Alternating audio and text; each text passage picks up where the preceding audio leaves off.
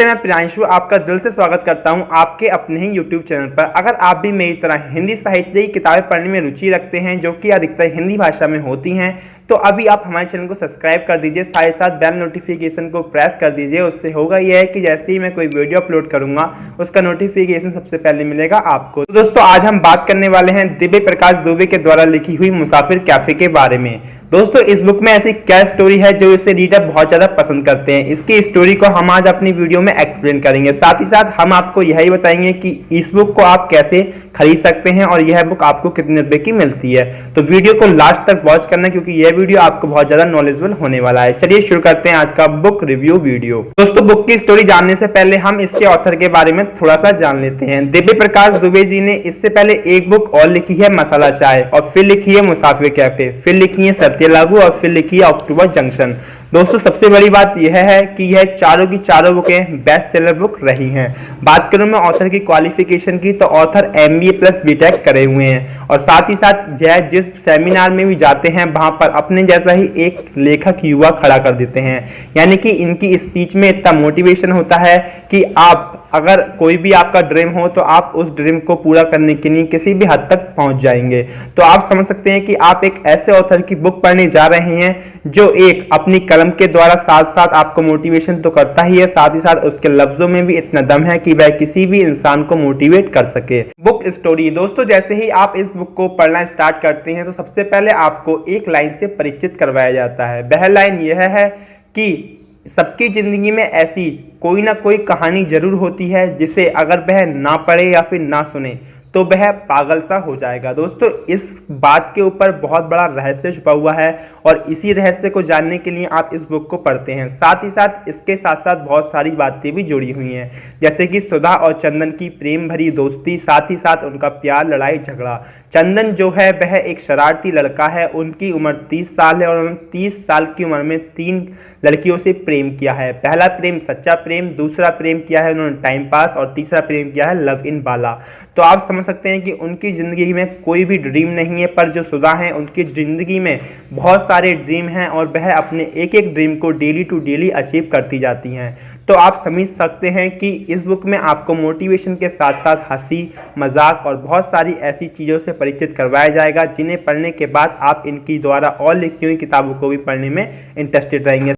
इस बुक में दी गई 2-3 लाइनों से आपको परिचित करवा दूं। जैसे कि ऑथर ने लिखा है इस बुक के अंदर कि जब गुस्सा बढ़ जाता है तो इंसान को खुद को संभालना बहुत ज्यादा भारी पड़ जाता है। दूसरी लाइन जो मुझे अच्छी लगी वह यह है कि इंसान वस्तुओं की तो गारंटी मांगता है, कभी उसने भगवान से अपनी गारंटी मांगी है? तो दोस्तों, यह जो लाइनें हैं इनका अर्थ भी बहुत ज़्यादा डीपली है, तो अगर आप इन बुक को पढ़ेंगे तो आपको इसका जो अर्थ है वह डीपली से जानने के लिए मिलेगा। अगर आप पुराने रीडर हैं तो आपने सत्य व्यास जी के द्वारा लिखी हुई किताब बनारस टॉकीज को जरूर पढ़ा होगा। जिस तरह से उसमें आपको शॉर्ट फॉर्मों से परिचित करवाया गया है, उसमें एक शॉर्ट फॉर्म में जो मुझे सबसे ज़्यादा अच्छी लगती है ABCDEFG। इसका मतलब होता है AY can do everything for girl. इसका हिंदी अर्थ यह है कि एक लड़का एक लड़की के लिए कुछ भी कर सकता है। ठीक इसी प्रकार से मुसाफिर कैफे में भी आपको बहुत सारी शॉर्ट फॉर्मों से परिचित करवाया जाएगा जो कि कुछ इस प्रकार हैं। यानी कि ए से जो एडी होती है उसका मतलब होता है एक दिन की बात, और का से मतलब होता है कहानी।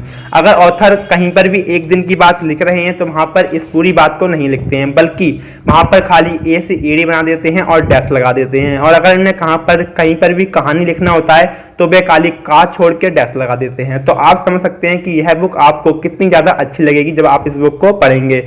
अब बात करता हूं कि आप इस बुक को कैसे पढ़ और कैसे खरीद सकते हैं। दोस्तों, यह बुक आपको Amazon पर मात्र 150 रुपए की देखने के लिए मिलती है। साथ ही साथ ऑथर ने इस पूरी बुक के कंटेंट को मात्र 144 पेजेस में कवर किया है, और सबसे अच्छी बात यह है कि यह पूरी बुक आपको हिंदी भाषा में देखने के लिए मिलती है।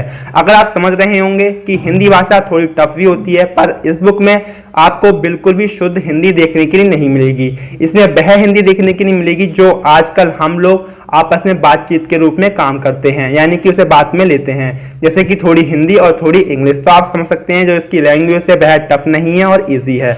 और बात करूं मैं इस बुक के एंडिंग की, तो इसकी एंडिंग भी लाजवाब तरीके से रखी गई है। जब आप इसके एंडिंग में पहुंचते हैं तो आपको चंदन और सुधा की जो प्रेम भरी स्टोरी है और क्या सुधा अपने सारे ड्रीम को अचीव कर पाती है, इन सब की जानकारी मिल गई होती है।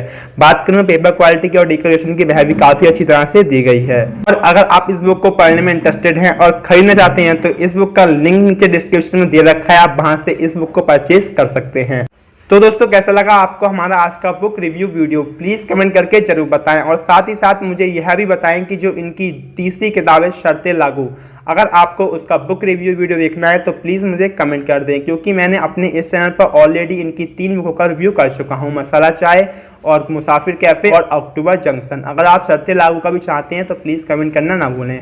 और साथ ही साथ अगर आप भी मेरी तरह साहित्य हिंदी की किताबें पढ़ने में इंटरेस्टेड हैं तो हमारे चैनल को सब्सक्राइब कर दीजिए, क्योंकि यह चैनल आपके बहुत ज़्यादा काम में आने वाला है। क्योंकि मैं आपको अपने चैनल के माध्यम से डेली टू डेली एक ऐसी किताब से परिचित करवाता हूँ जिस किताब के अंदर बेहतर स्टोरी होती है, जो कि आपको सुधारने का काम, साथ ही साथ आपको मोटिवेशन देने का काम भी करती है। तो अभी हमारे बेल आइकन को प्रेस कर दी ताकि जब भी मैं वीडियो डालूँ उसका नोटिफिकेशन सबसे पहले मिले आपको। हम लेते हैं विदा, फिर मिलेंगे किसी नेक्स्ट वीडियो में। तब तक के लिए जय हिंद, वंदे मातरम। अपना अपनी फैमिली का ध्यान रखें। Bye, take care.